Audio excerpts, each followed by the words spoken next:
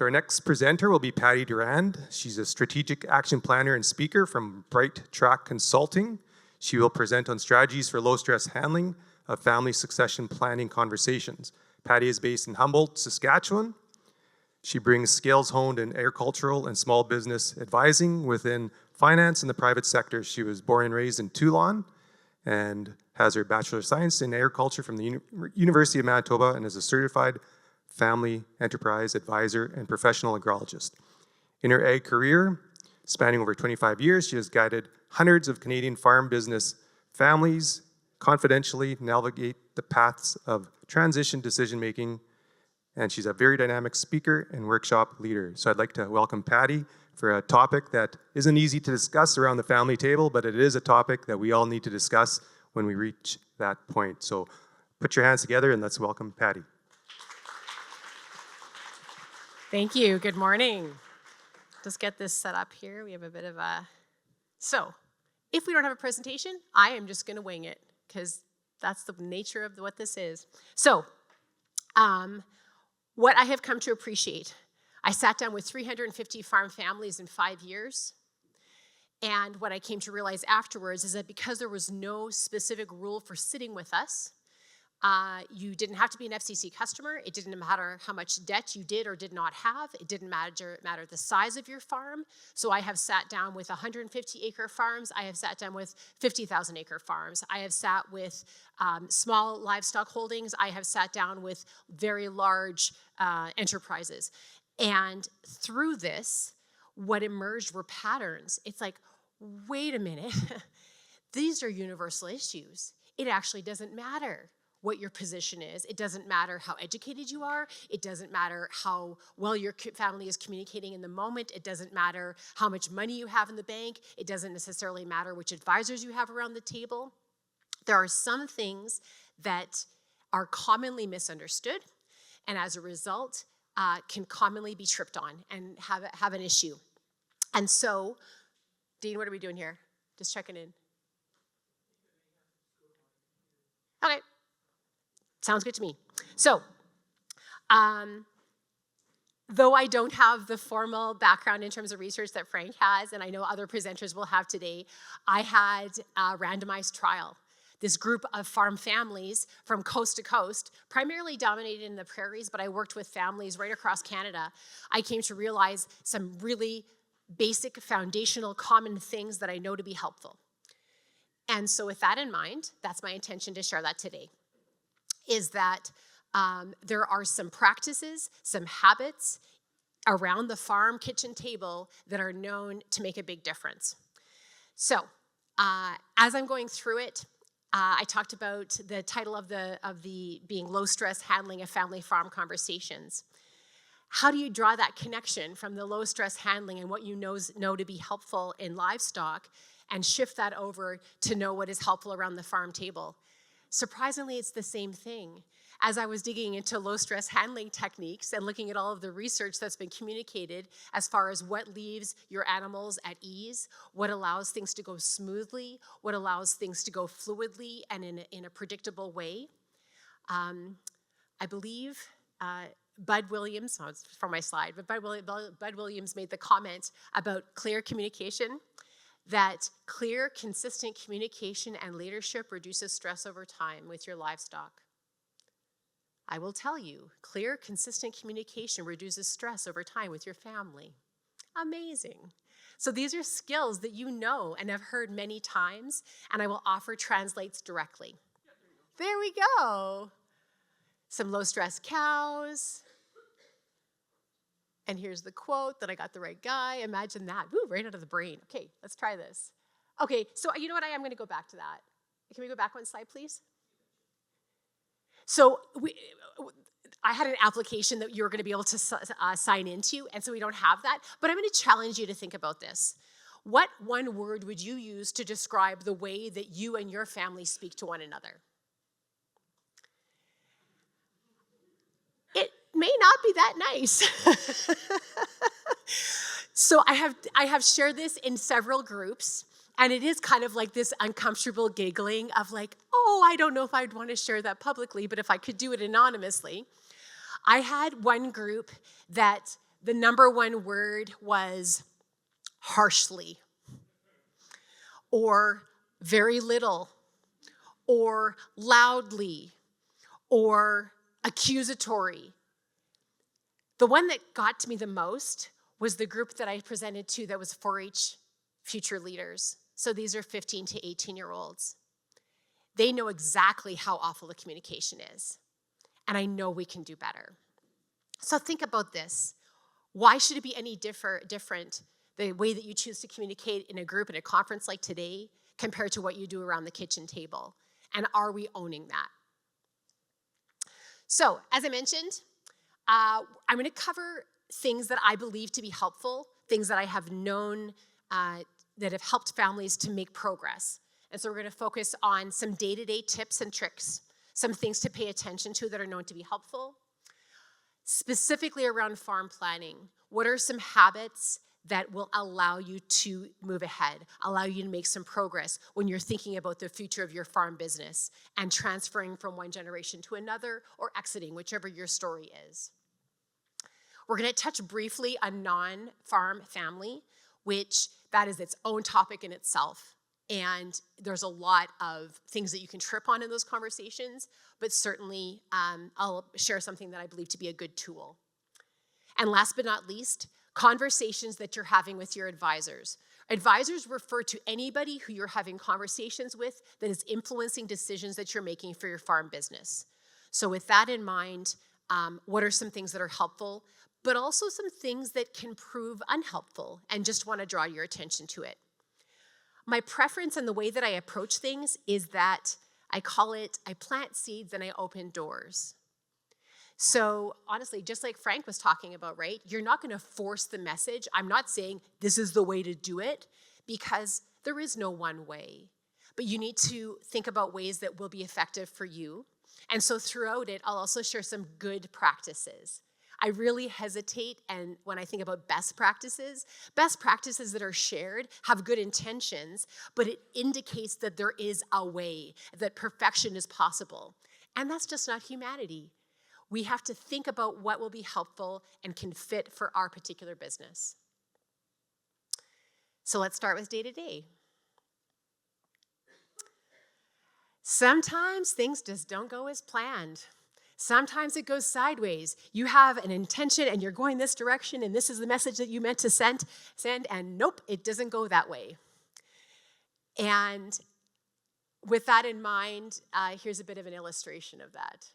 Oh, I'll need you for this one, Dean, please. No, I forgive you.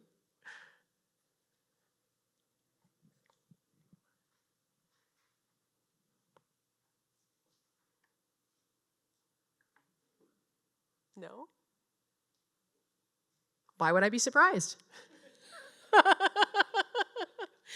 Oh, gosh. You know what? Let's go to the next one. We're just fine. If you get a chance to go back and check that ad, I'll share it with you later. It's deeply amusing. So, a story of miscommunication. When I talk about miscommunication, it's really easy for me to sound like someone saying, you, do better. Oh yeah, you guys, you're not professional communicators, so you can't do this as well. We are all vulnerable as humans when it comes to miscommunication. So a few years ago, I had a young woman reach out to me, and she was a successor in an agricultural enterprise. And she was seeking help to have me facilitate a conversation that she really believed the family needed to have. So it was her and her dad and 2 uncles and associated cousins. It was complex. There was a lot of moving parts. There was a lot of money on the line. But she was trained, she had a commerce degree, she was a young professional, communicated incredibly clearly, and I felt that I had an opportunity, and I agreed that yes, we would follow up. I would send a proposal of some dates that might work, and certainly let's keep in touch. So I can't say that I was really surprised to get a text from her the next day, but it was deeply confusing. So she says, this is what I was talking about. And yeah, exactly. So a really dirty toilet. She sends me this picture of this dirty toilet. This is what I was talking about. And I'm like, oh my gosh, you're working with, honestly, a bunch of men that obviously have some cleaning issues, and it's really challenging. But I'm like, okay. I'm, trying to draw the connection. And so I'm trying to think of what to say. I'm like, man, she's obviously frustrated and stressed. And I said, the struggle is real. I feel you. I identify. I understand where you're coming from. And then, this is what I'm hoping you can help us with, Patty. I'm like, oh my gosh, what does she think I do? What kind of magic wand am I going to show up with? So, kind of keeping things even. I'll do my best, but I'm not going to make any promises. To which she quickly replies, well, if you can't help us, who can? I was like, what on earth are her expectations? What could I possibly do to help change the, personal sanitation practices of the men in her business? And then I stopped. Wait a minute. And I texted her, do you know who you're texting with right now? And 5 seconds later, my phone rings. Oh my gosh, I'm so sorry. So it just so happened that she had secured a new cleaning company. And she came into work the next day and found a really unsatisfying job, and flipped back to the newest number in her cell phone, took a picture, and clicked send. So, how many times, probably a day, does this happen? Even the story you started off with, Pam, right? We think we're communicating so clearly, and we're so darn annoyed with the other person. And we make up this story in our heads. In her mind, she's trying to text with this cleaning company that's not taking responsibility for what is darn well their job. And in my head, I'm trying to understand how I could possibly, it made just enough sense that I kept taking the bait. It happens to all of us. It just does. And so I ask that in your day-to-day practices with your farm family, as you're hearing messages that you've texted, that you've called, that you thought you were clear, you wrote a list, you believed you had an agreement, you understood the task list. When you run into a situation and things feel like they're going sideways, a good practice, when the message doesn't make sense, pause. What's going on here? Is this a text message, or should I actually be getting in my car and driving over there to have a conversation about this? Think about the method of communication, but also, am I actually interpreting? Did I hear them right? Did they hear me right? Remind yourself, you are on the same team. If I had $1 for every time I'm sitting with farm families and you would swear that they are enemies or as accusing each other of, you did it on purpose. You're not even paying attention. You're not even trying to get to the same goal. Reminding yourself that you're on the same team, and then assuming good intentions. There are very, very few people in this world that wake up in the morning saying, I'm gonna make your life awful. It's just not how it works. And yet that's where our brain goes. In particularly with family. There's something about that culture, and in farm families, when you have shifted from a parent-child relationship over to a business partnership or are attempting to do that, you can trip on all kinds of stuff. And then the opportunity to be more curious and less judging. We can flip over to judgment so darn fast. And we have this opportunity to say, what's going on here? And I'll get into a few more prompts that could be helpful for those conversations after my next day-to-day example. So when we're thinking about anticipating and trying to understand and interpret behavior, I know that you do that with your livestock all the time. You know that one cow, you just got to keep an eye on her, right? Watch for number, fill in the blank. You know their tendencies, and you have an ability to interpret it. So I'm not sure all people want to be compared to cows all the time, but that happens to be the way presentation goes. We can have the same confusion with the people in our business. And so one example. So the dad, who is very clearly telling the successor son, in this case, and not to assume gender, but that happens to be the case in this example, he's telling his son, I want you to be the successor. I want the farm to be successful. I'm not going to charge you too much. We're gonna make sure that this is an efficient and fluid and sustainable transition. And having the exact same conversation with the non-farming child, saying, we're going to make sure that you get your fair share of inheritance.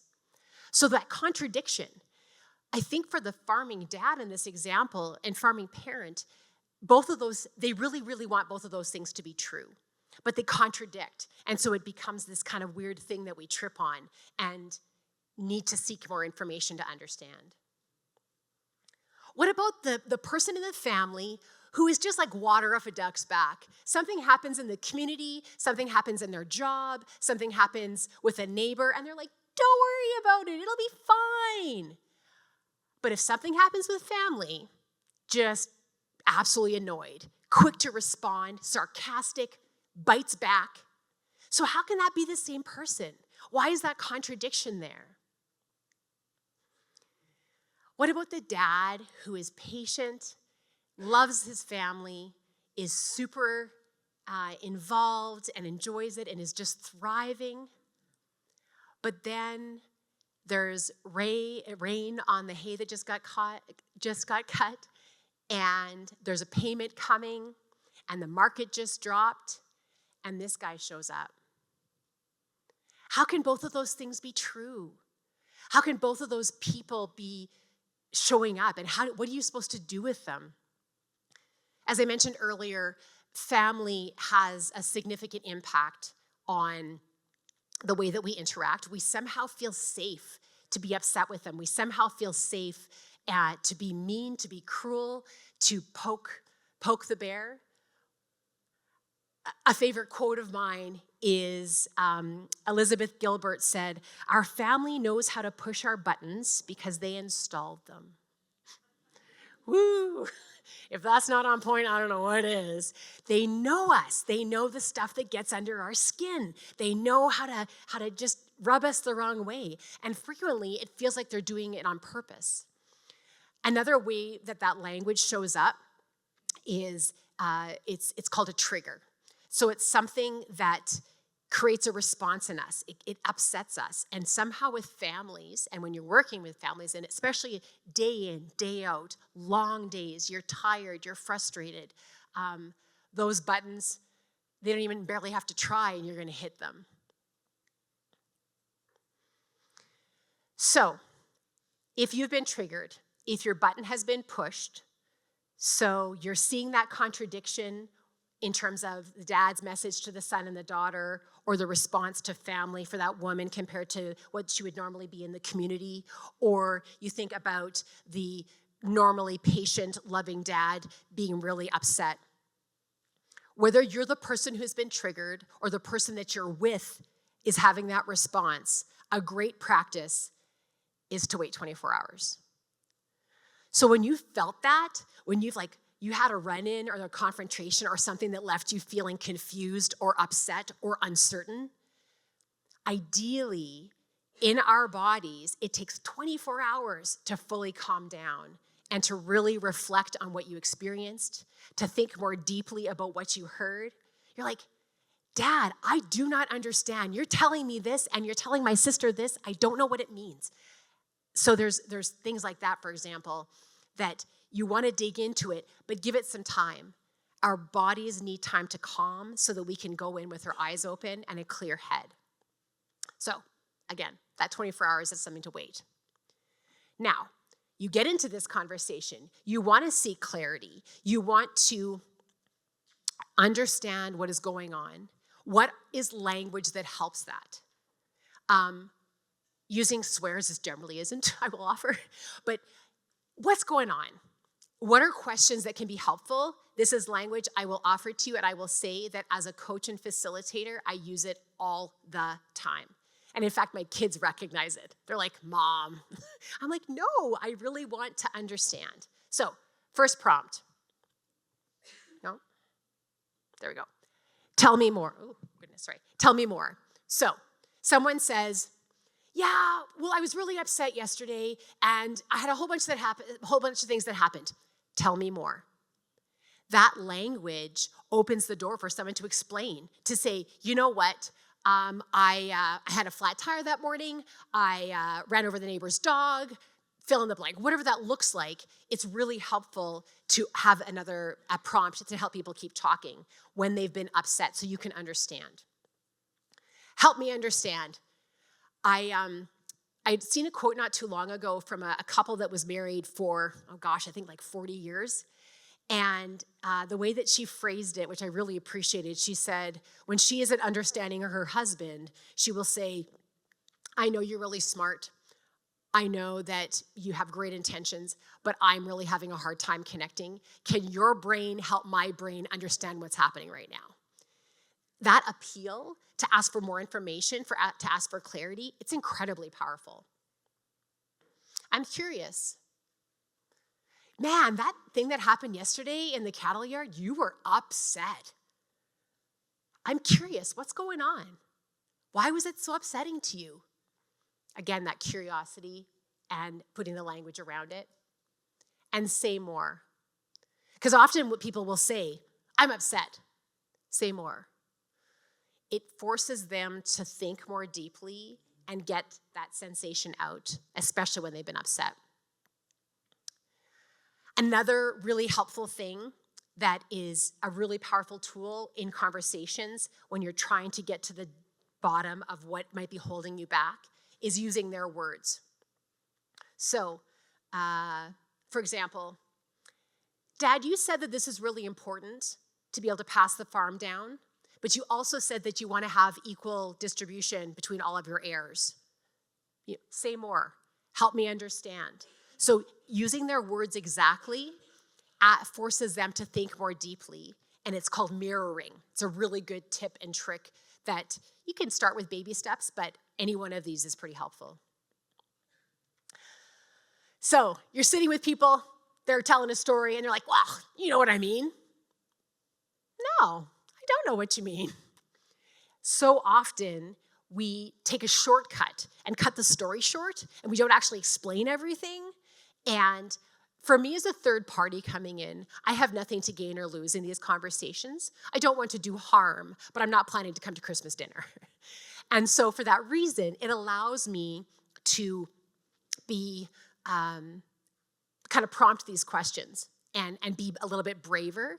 But I will say that any one of you can use these phrases, these lines with your family, with your loved ones, with your coworkers. This is language of being a good human, to help someone else and be a thought partner with them to be able to allow a more robust understanding. And then last but not least, silence is golden. When you've asked someone a question, so for example, the question I asked earlier, if you could describe how your family communicates using one word, what would it be? It made you think. These questions, these conversation starters, you're prompting the other individual to think. And if that is something they have to process, something they haven't thought about before, you may need to ask the question and just sit there. Help me understand why you responded so strongly yesterday. And then wait. It's hard. As humans, we like to fill the void. But I know this to be helpful, and I want to encourage you and say that I know that you can do this because this is a learned thing. This is a practice.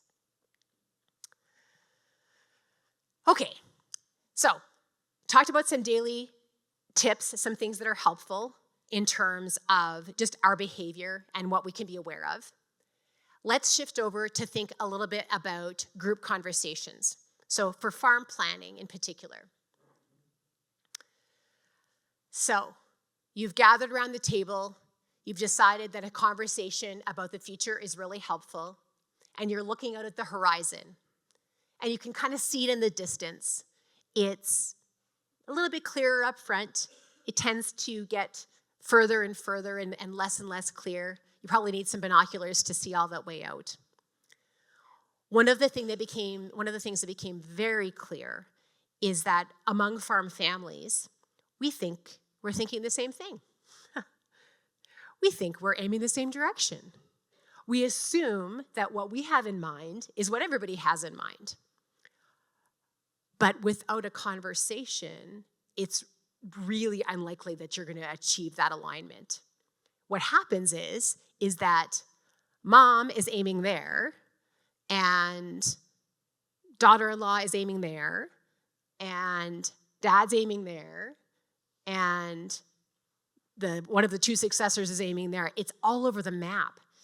And so until you get to that place, until you sit down and actually have that conversation and say, hey guys, what's your vision for the future? What are you aiming for? What's important to you? What do you care about? A good question, what would an ideal future outcome look like? And paint the picture as deeply as you can. Start with an outline and then color it in. It's okay that you aren't aiming in the same place. It's not required that you're all aligned immediately. In fact, some really creative solutions. Maybe there's a place in the middle. Maybe there's a compromise that could be really effective. But until you shine a light on these differences, that's where some of those buttons get pushed. Because you're aiming over here with a real mission and you know what you're doing, but the other person is that cow that's running in the other direction, and you're like, what on earth is wrong with you? Why aren't you doing what we said we were going to do? Well, if you haven't talked about it, it's highly unlikely you're going to get there. Oh. So this was another poll, but a question for you to think about. How confident are you that each member of your farm family is aiming for a common shared vision of the future? So we won't have to I don't have to answer it right now. And that would have been the beauty of the anonymity, but it is what it is. But think about that. Can you absolutely say we are aiming the same place? Because that laser focus, when you collaborate and pull in the same direction, man, can you get stuff done. But if you haven't asked those questions, if you haven't taken the time to sit at that table and look out at the horizon and describe it clearly, it creates unnecessary friction. It creates buttons that will get pushed without even being aware of it. So this is a really helpful thing. Good practices. I know you've heard this a million times, but I'm going to repeat that it is very helpful. Schedule regular planning meetings. What am I referring to? So I'm optimistic that you're having conversations about operations on a day-to-day basis, and that may be at a table or that may be on a tailgate. I'm not real picky that you're talking, okay?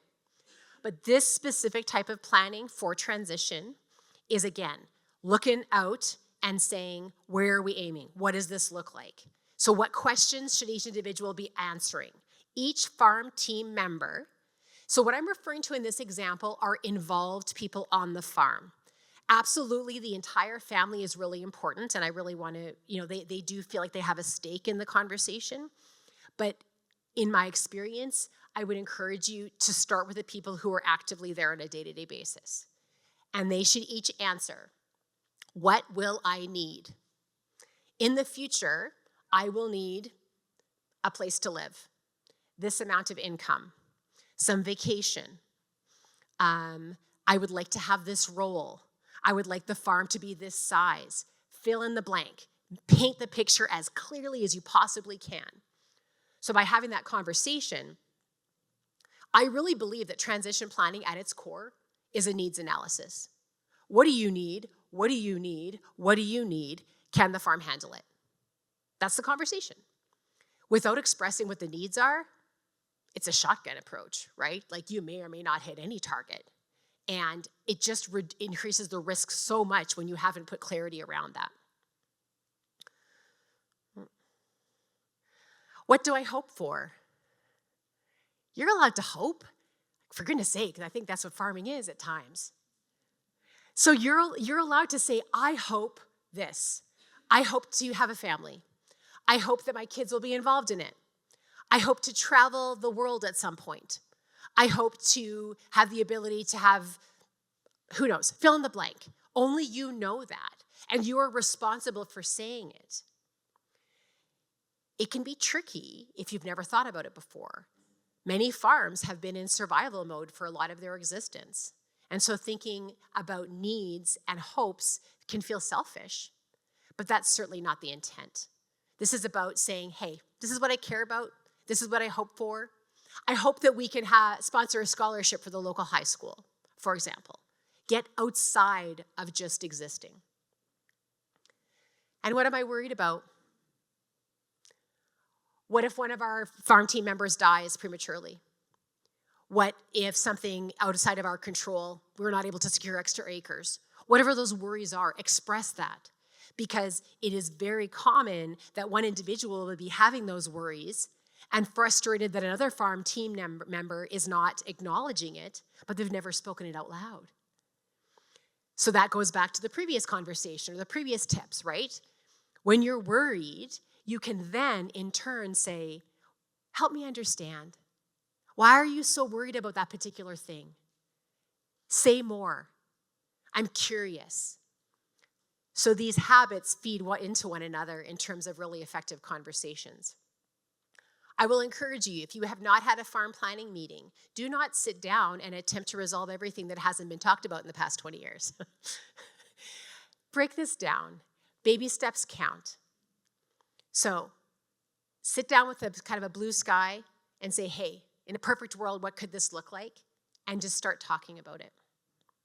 On that note, I will insert in here, people have asked me, when do you start planning for succession? When do you start planning for transition? And I will tell you, every farm is in transition right now. You are in transition, period.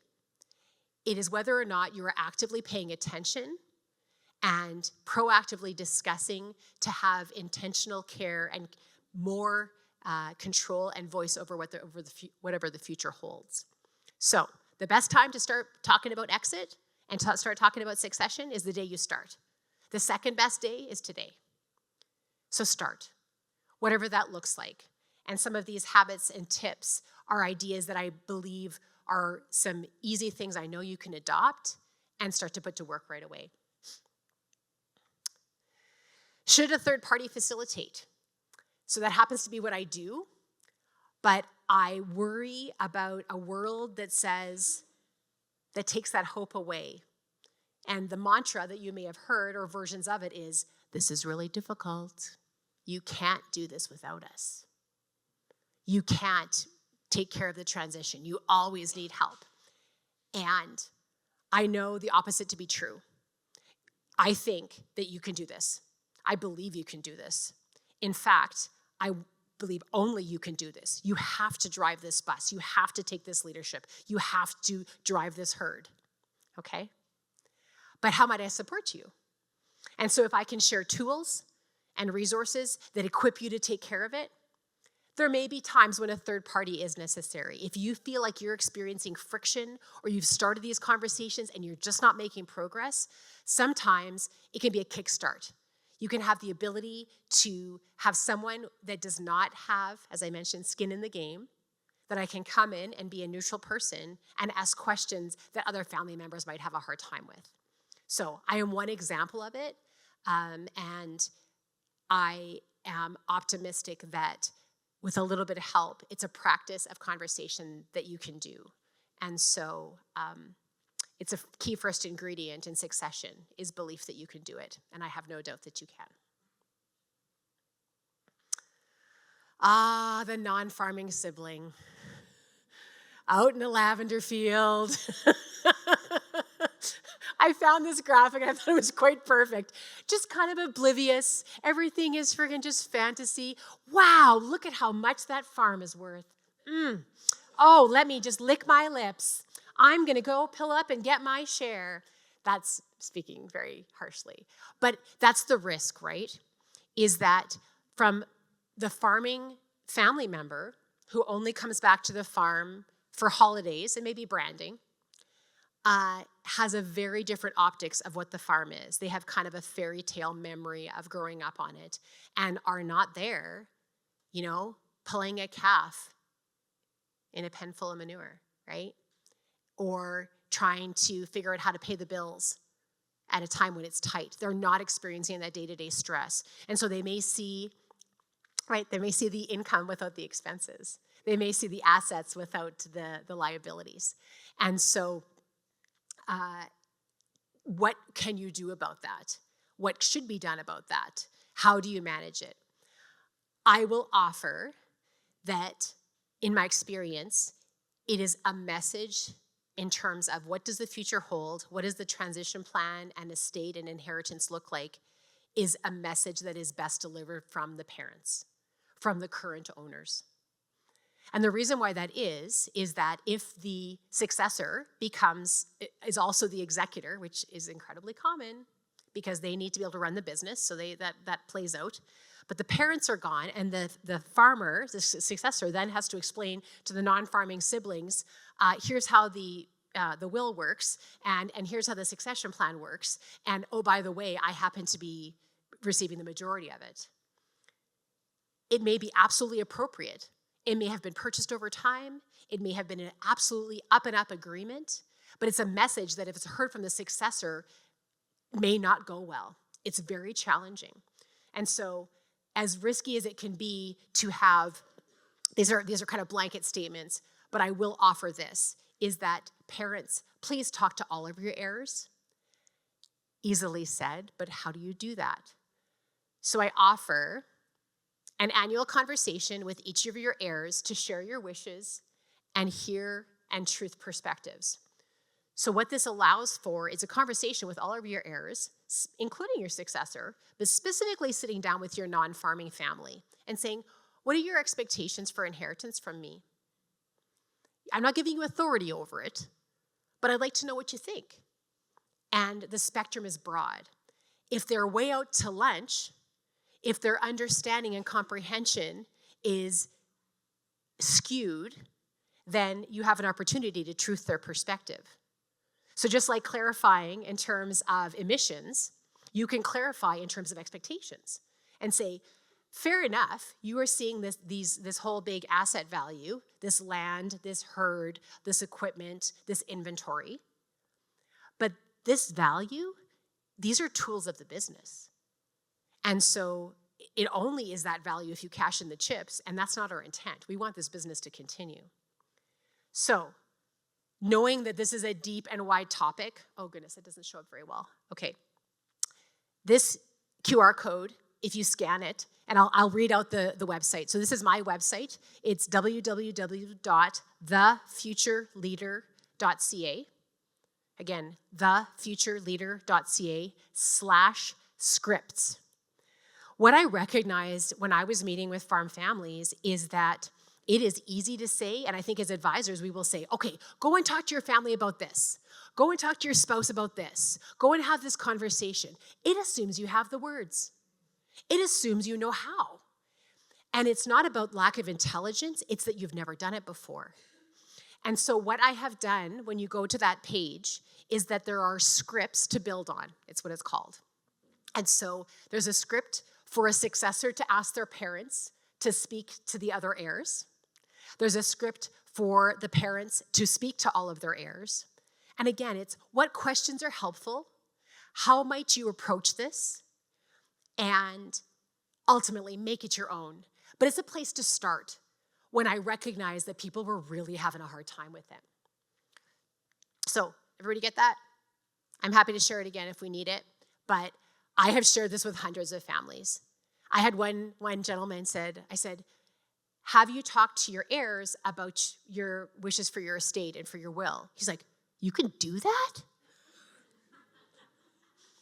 Somehow in our world, there is this belief that wills are private, never to be revealed until the person's gone and you can't actually ask them questions anymore.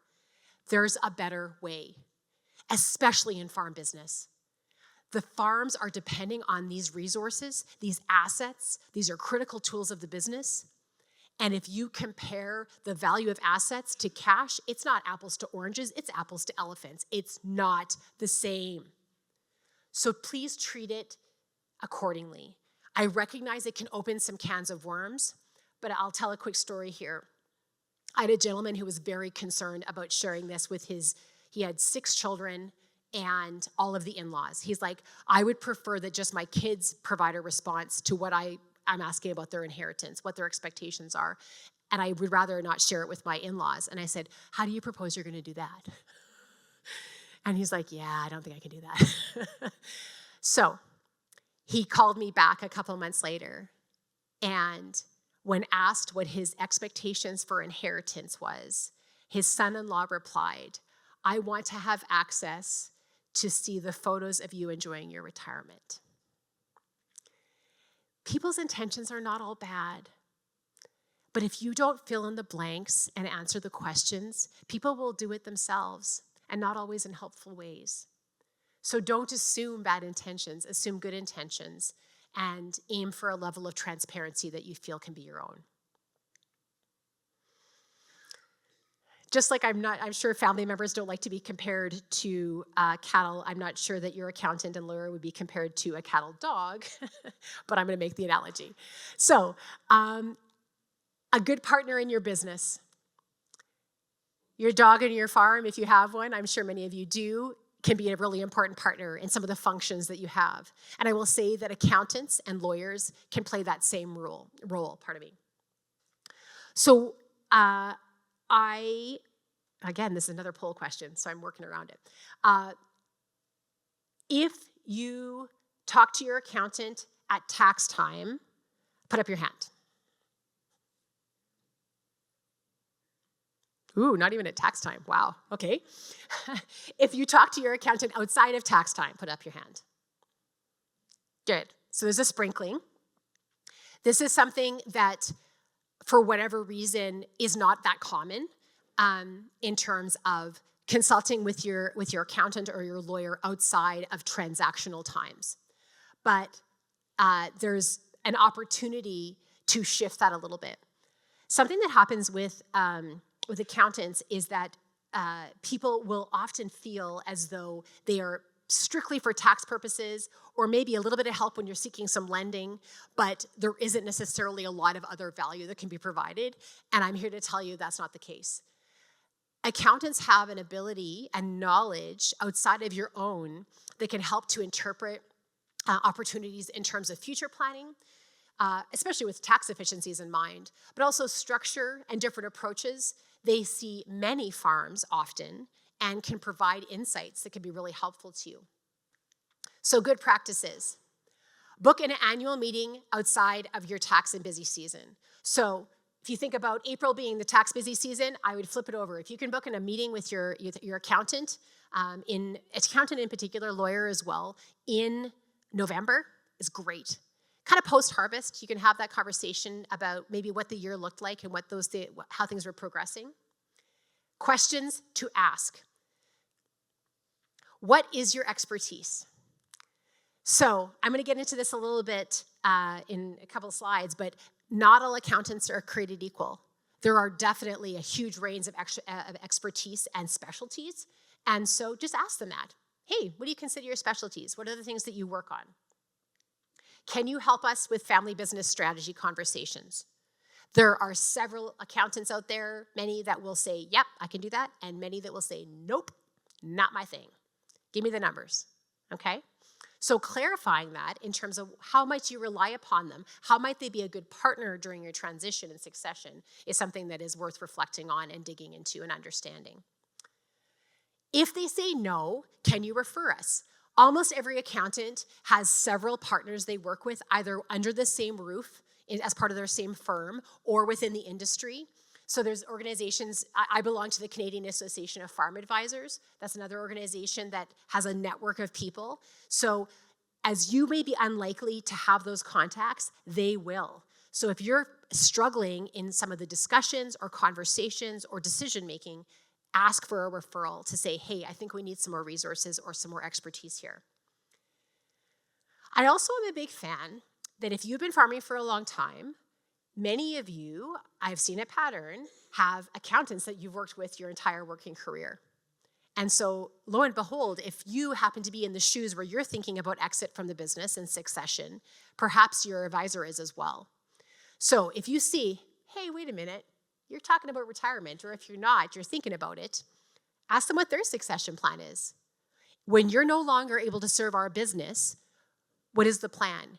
Can we talk about that proactively so we can start to build a relationship with the next person and we're not left holding the bag at a critical time in our business trying to plan succession and not having a constant person who knows our business well? So just think about those questions. And it's not intended to be put them on the spot or be accusatory. It's about leading that proactivity and saying, hey, you're serving us. We're your customer. I want to make sure that we're going to be cared for. Let's talk about that. Common misconception I would like to correct right now. Going to your accountant and asking for a transition plan is the equivalent of picking up your iPhone and saying, Siri, tell me where to go. If you are not clear on the desired destination and the desired outcomes, there's almost any way to get there. It kind of doesn't matter. And so I've certainly sat with people who paid good money to get a transition plan made, and the advisor was doing it with the best intention as well. But unfortunately, they didn't have a really clear outcome.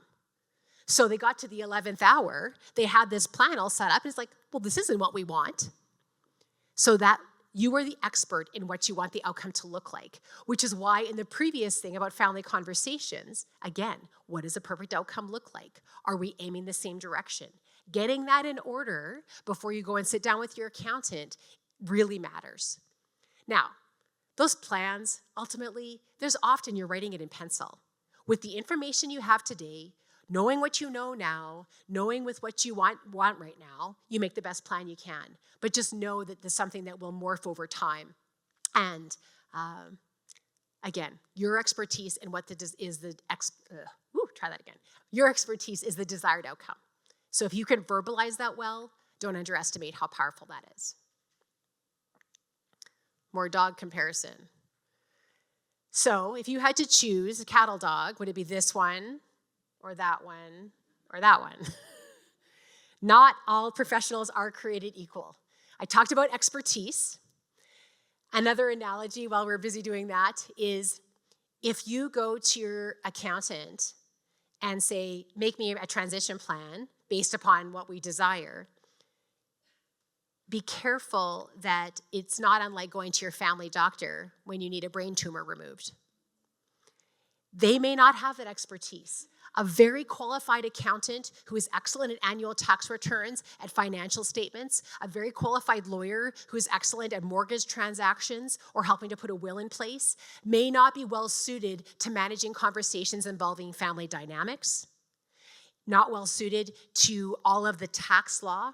There's over 40 pages of tax law in Canada. So specifically related to agriculture. So agriculture tax law, it is a beast. You want someone who knows what they're doing. You want someone who has that expertise. And again, not to criticize your existing accountant, but recognize that they may not be well suited for what you're actually looking for. So asking those questions and just saying, hey, do we have the right team? Do we have the right partner? And have we picked that and made that clear?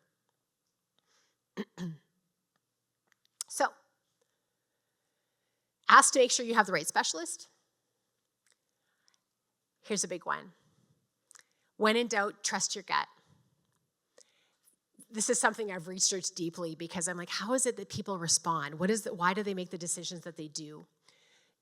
In the way that humans came to be what they are today, talking about gut instinct, it is real. There are things that we literally can't verbalize, but we know isn't right. Something's not right. It is absolutely within your realm, within your means. It is reasonable that if something is not landing, if a plan has been proposed, if something has been told and it just isn't sitting right, go and get a second opinion. That's good business. Sometimes we're really loyal to the person we've worked with for a long time, and it almost feels like we're cheating on them.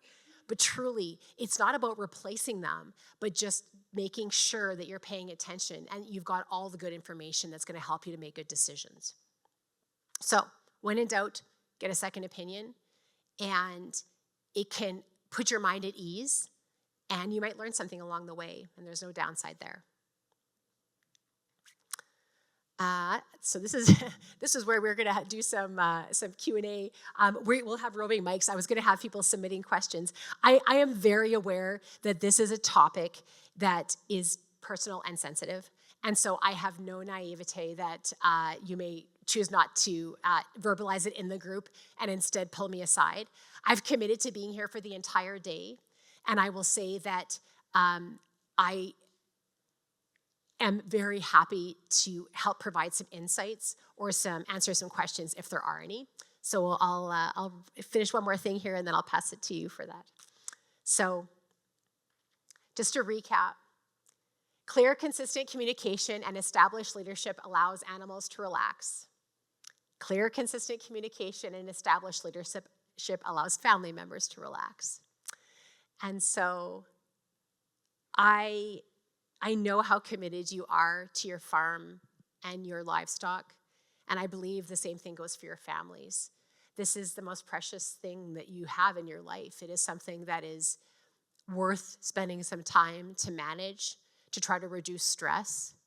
And I've intentionally left, like I said, a little bit of time for questions. And so whether or not it's actually focused on the topics from the presentation, I certainly welcome any questions you guys might have.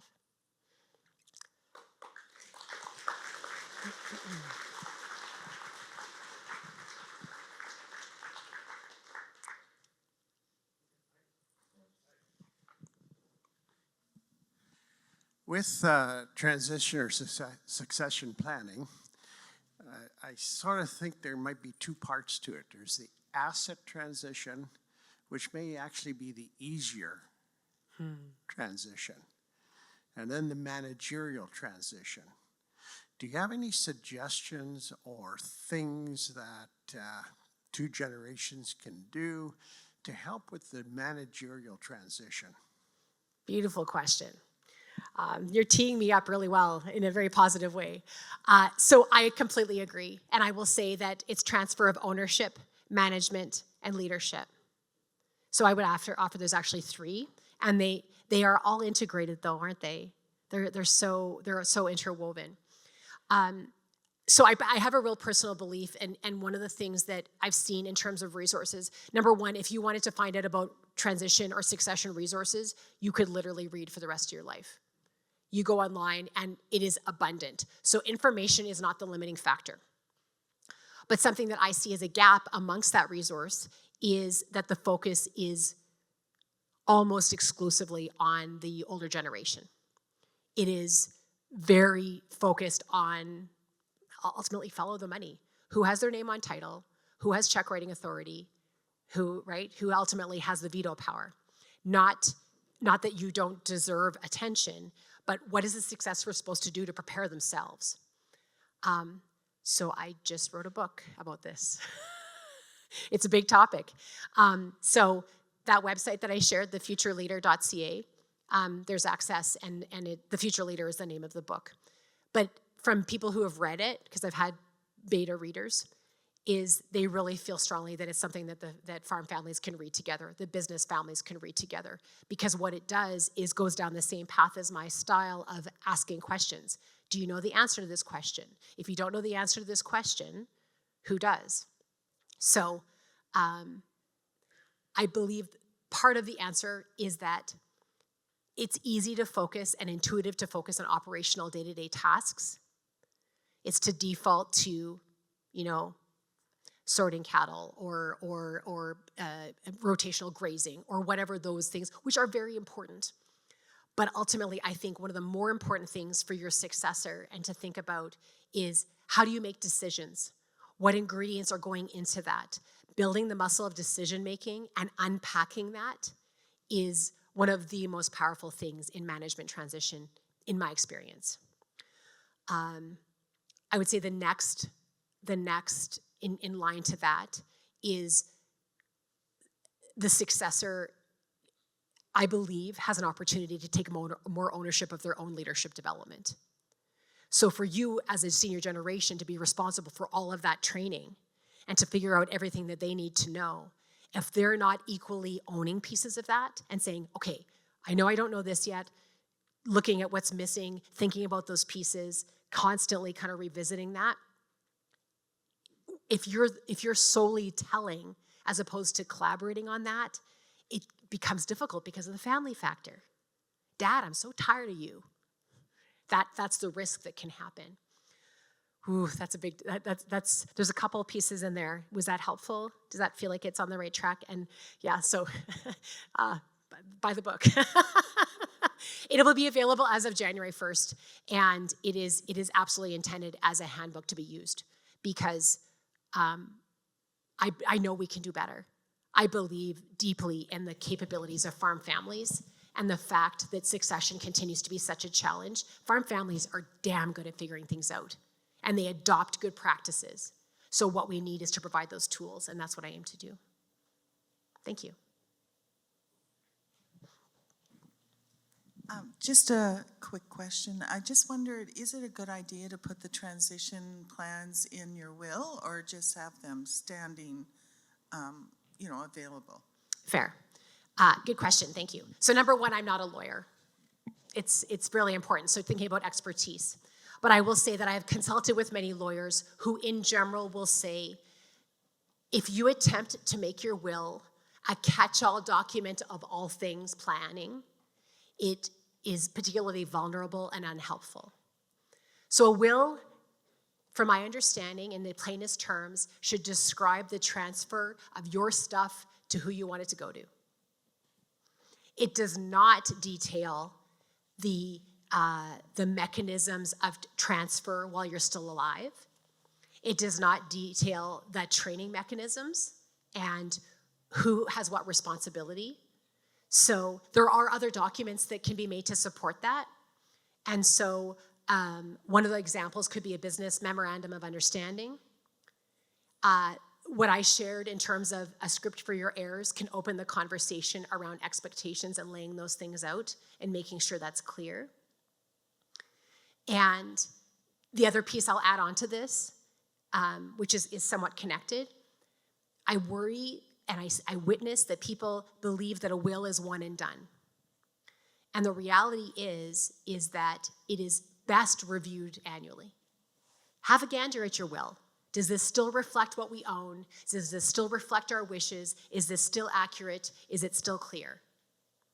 And sometimes you look at it and you're like, yep, nothing's changed. And then the next time it's like, oh my gosh, everything's changed, right? We've change of people are born, people die, people have new marriages, people have divorces. There's all these factors that if you're failing to apply the changes to what your wishes have been implemented, can I tell you how many times I've sat with people and they're like, how old is your will? And they're like, well, our 45-year-old son's supposed to go live with Aunt Myrtle. There's still guardianship because the will was made like when they went on a trip in 1984. So think of, ironically, a will, if you think about it as a living document, that there's merit in reviewing it and making sure it still reflects the conversations and your wishes, has power. And inviting your family to collaborate and understand. Again, they're not determining your will, but they have an opportunity for you to explain it so that while you're still here, while you can still say, this is why I want this, and that can be dealt with as opposed to leaving the bag of cats for your family in your absence. Is that okay? Thank you. Was there any other questions? If not, let's thank Patty again for that thought-provoking presentation.